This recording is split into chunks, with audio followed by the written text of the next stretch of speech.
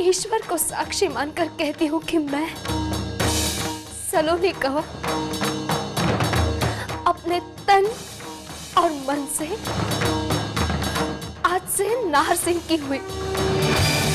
नहीं, मेरे पैर छूने की क्या जरूरत है? जरूरत है पापा।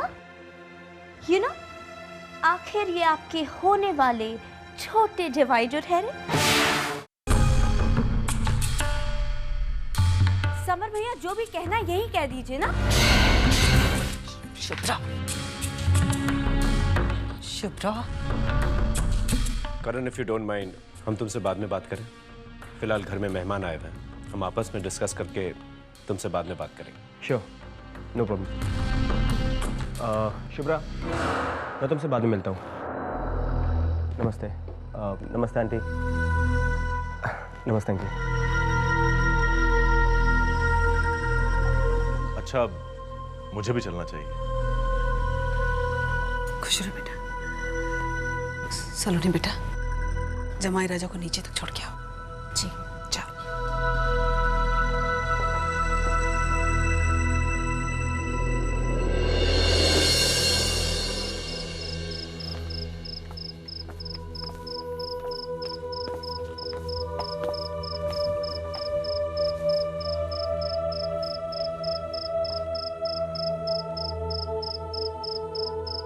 क्या हुआ? मैं आपसे माफी मांगना चाहती हूँ शुभ्रा के बचपने के लिए।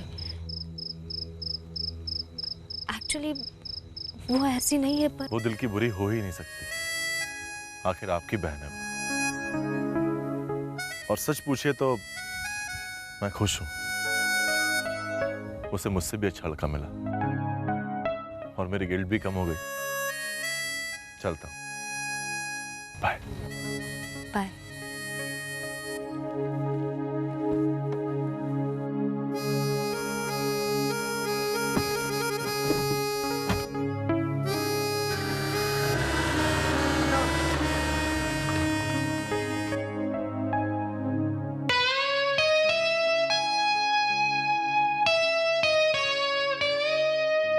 बदतमीजी की भी एक हद होती है शुभ्रा।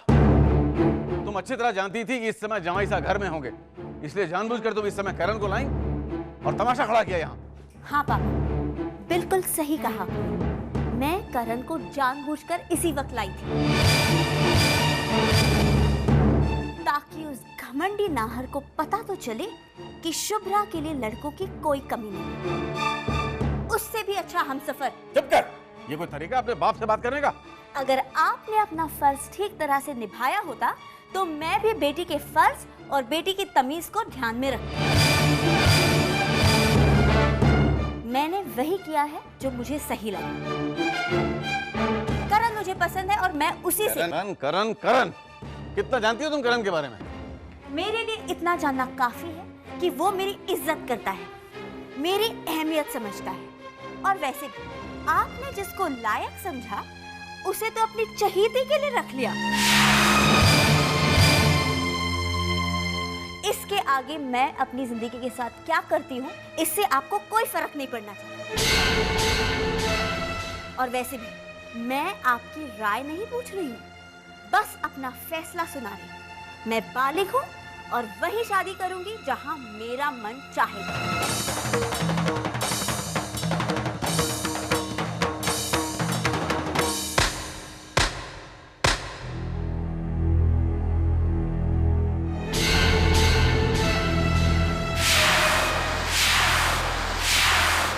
ये सिला दे रहे हैं तो हमें हमारे प्यार का, हमारी झूठ का।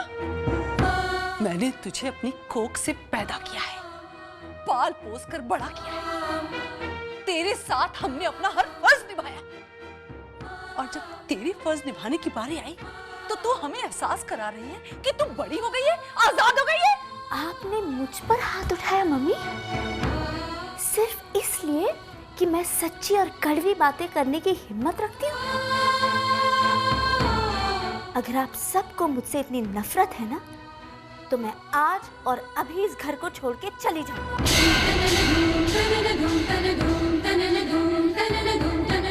मैं करण को फोन करती हूँ। खबरदार, खबरदार जो एक कदम भी इस घर के बाहर निकाला था। जाओ, अंदर जाओ।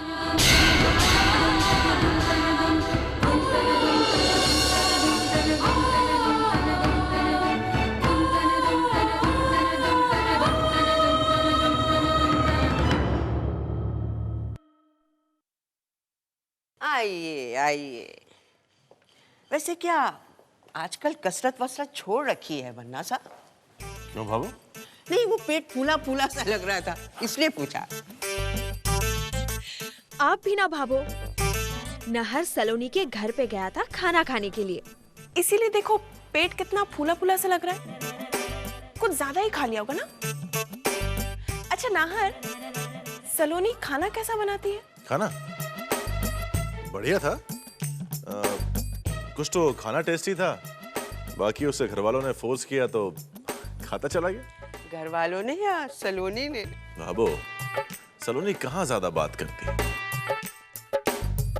उसके घर वालों ने ही फोर्स किया तो खा लिया।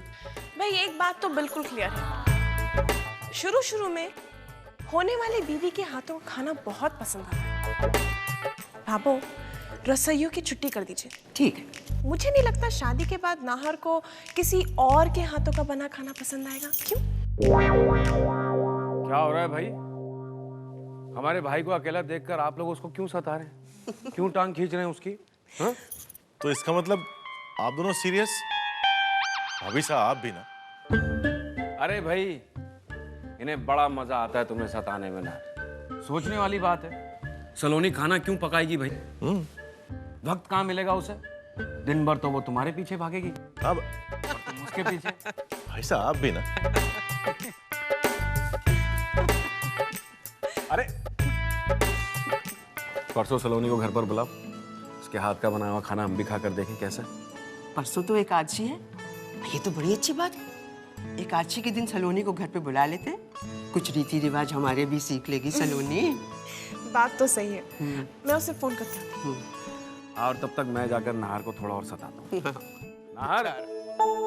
जी ठकुराइन साहब, खम्मा घणी जी।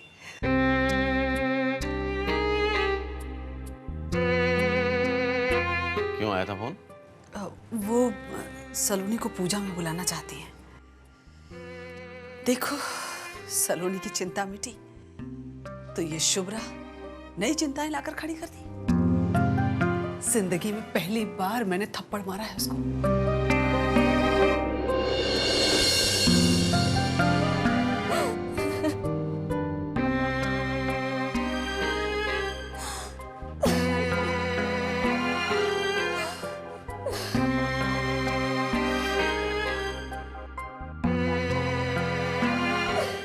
शुभ्रा, खाना खा ले।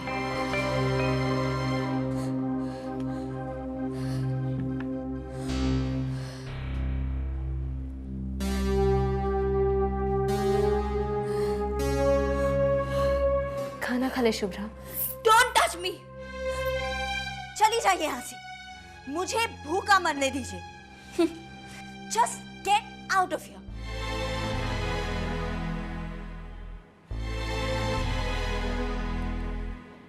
शुभ्रा, याद है तुम्हें बचपन में तू जब रूठ जाती थी तो किसी के हाथ से खाना नहीं खाती थी सिवाय मेरी।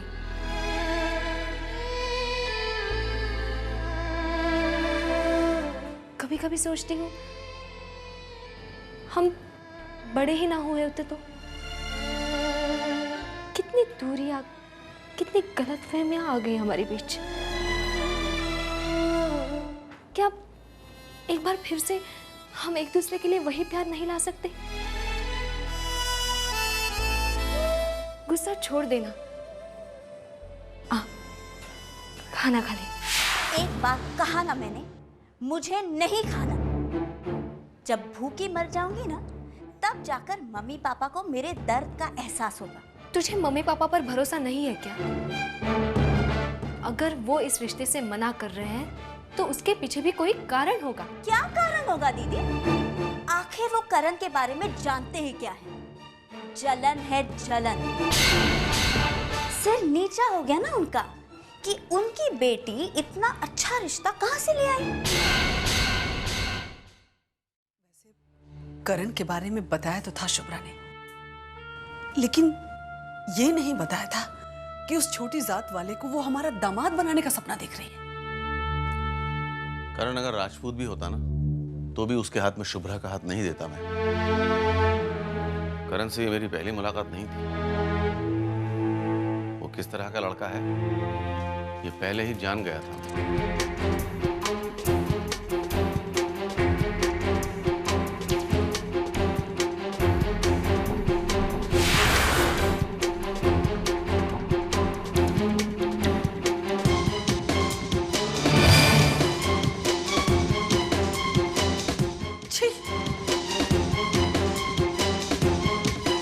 ऐसे लड़के के हाथ में मैं अपनी शुभ्रा का हाथ हरगिज़ नहीं दूंगी, हरगिज़ नहीं। करण बहुत ही शरीफ लड़का है। जितना मैं करण को जानती हूँ शायद वो खुद अपने आप को भी नहीं जानता। और वैसे भी मैं कोई बच्ची नहीं हूँ जो मुझ में इंसान पहचानने की समझ ना हो। शुभ्रा, अगर तुझे इतना ही भरोसा है करण पर, तो कोई और तुम्हारा साथ दे या ना दे, मैं तेरे साथ हूँ। मैं समझाऊंगी मम्मी पापा। एक्सक्यूज मी, किसी ने आपसे मदद नहीं मांगी, सो प्लीज ये मदद करने का झूठा नाटक बंद कीजिए। आपके चेहरे से पर्दा उठ चुका है और आपका असली चेहरा मेरे सामने आ चुका है। ये सारी आग लगाने के बाद बहन का झूठा प्यार दिखाने की कोई जरूरत नहीं है।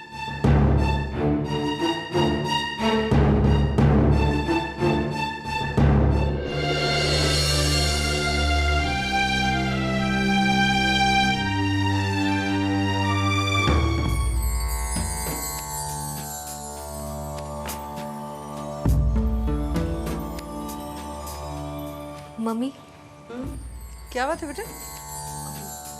वो मैं ये कहने आई थी कि करण इतना भी बुरा लड़का नहीं है। मैं कॉलेज के टाइम से जानती हूँ उसे। थोड़ा शरारती है मगर शुभ्रा को बहुत चाहता है। शुभ्रा की खुशी के लिए कम से कम एक बार मिल तो लो उसे। सलोनी, शुभ्रा की खुशी के लिए क्या अच्छा है और क्या बुरा है ये हम तुझसे अच्छी तरह जानते हैं।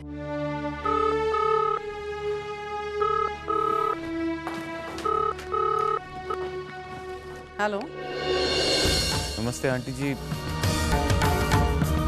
सलोनी से बात करनी थी, प्लीज सलोनी को फोन दे दीजिए।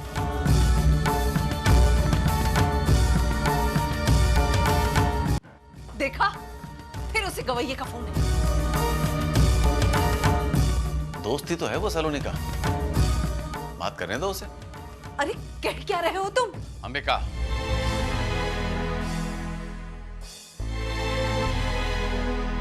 मम्मी, मेरी बात सुनो। मैंने आपसे कोई झूठ नहीं बोला है। मैंने नील से कह दिया था कि सब कुछ खत्म हो चुका है। मेरा विश्वास कीजिए।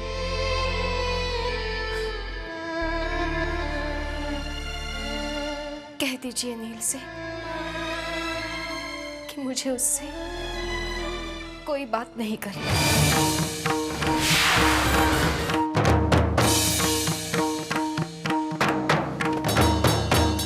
अब तो अपने कानों से सुन लिया तुमने नहीं कि सलोनी को तुमसे कोई बात नहीं करनी है।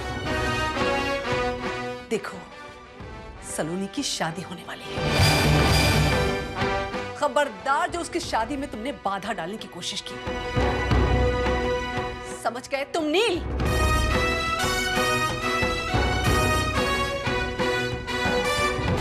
सलोनी की शादी होने वाली है। खबरदार जो उसकी शादी में तुमने बाधा डालने की कोशिश की। अब कभी भी यहां फोन करने की हिम्मत नहीं करेगा। कभी नहीं।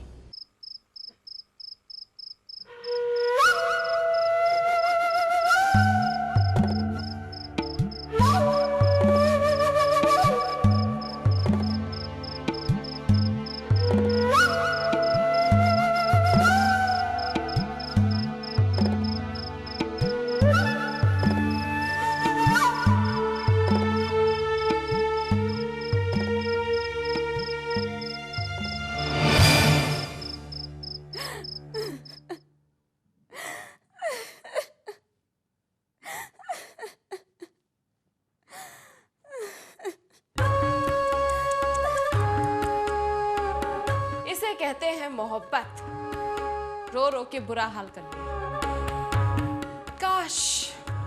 काश कोई इन आंसुओं की कीमत समझ सकता, लेकिन अफसोस इस घर में इंसान कम और पत्थर ज्यादा है। क्या तमाशा देखने आई हैं आप? तुम ऐसे ही तमाशा करती रहोगी तो मैं ही क्या, सारी दुनिया देखेगी, सारी दुनिया देखेगी भी और हंसेगी भी, और एक दिन ऐसे रोते पीटते ना तुम्हें किसी के गले बांध दिया जाएगा। मुझे तो इस बात की हैरानी है शुभ्रा कि तुम्हारे घर में तुम्हारे सामने इतना बड़ा एग्जाम्पल खड़ा है जिसने मोहब्बत की लड़ाई लड़ी भी और जीती भी, लेकिन मुझे ये समझ में नहीं आता कि तुम मुझसे कुछ सीखने के बजाय बेकार में तकिया खराब कर रही हो। तो और क्या कर सकती हूँ मैं? करण से बात तक नहीं कर सकती। शुभ्रा, एक पुरानी कहावत है, जहां चाह वहां राह।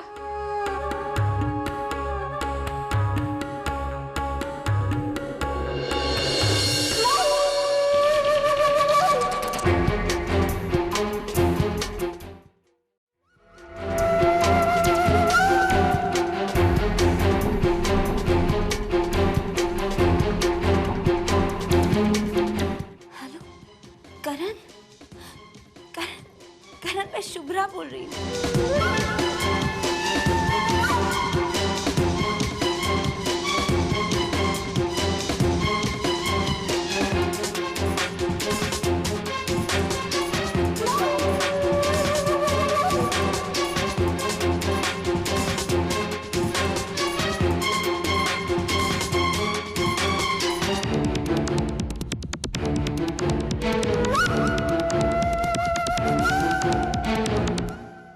घड़ी का मजा।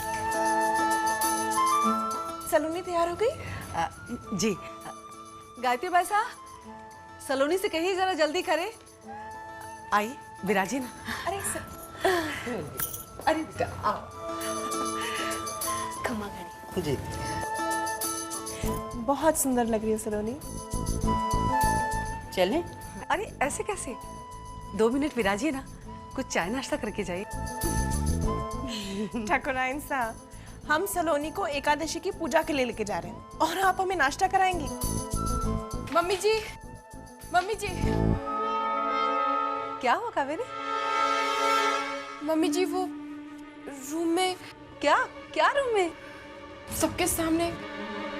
अरे बेटा, घर के ही लोग हैं, इनके पास सामने बताने में हर्ज क्या है? बोलना, बात क्या है?